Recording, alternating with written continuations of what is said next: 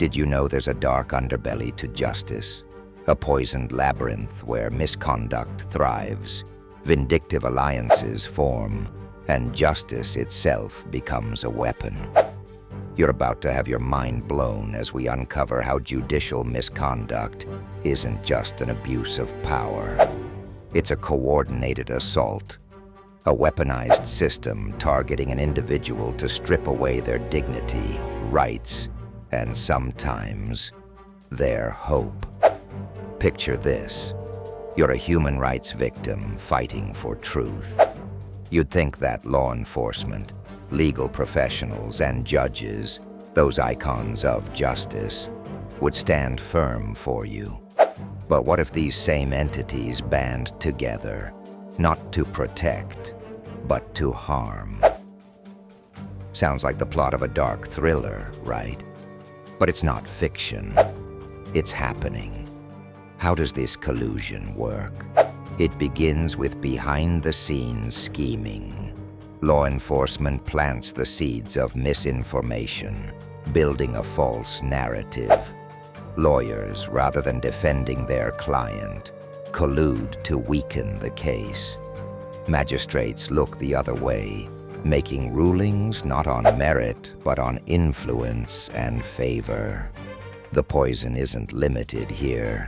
Mental health professionals may pen false reports to discredit victims as unstable, diverting attention from the real perpetrators. Even the media, in some cases, jumps into the fray, reporting half-truths and spinning the narrative to vilify the victim. The result? A tsunami of harm, creating waves of detriment, loss, and often unimaginable, irreparable damage. One particularly insidious aspect of this system is that on the surface it looks legitimate. After all, professionals are doing their jobs, right? But let me pause to ask, how can we call it justice when those who should act as protectors are the ones sharpening the knives? Take a real example, where a whistleblower fighting against corporate corruption became entwined in a sickening web of deceit.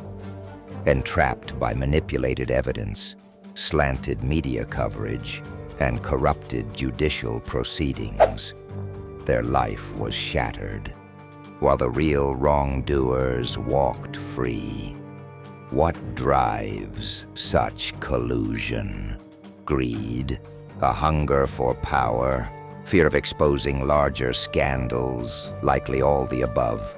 The stakes are high, and for each victim, the cost is their own well-being, safety, and truth. As we untangle this web of collusion and shed light on the practices that exploit human rights, remember this. When justice turns predator and watchdogs become wolves, it's up to us, collectively, to demand transparency, accountability, and justice.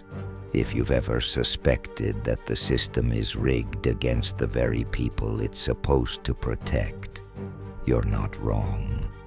But here's the truth. Exposing it is the first step to changing it.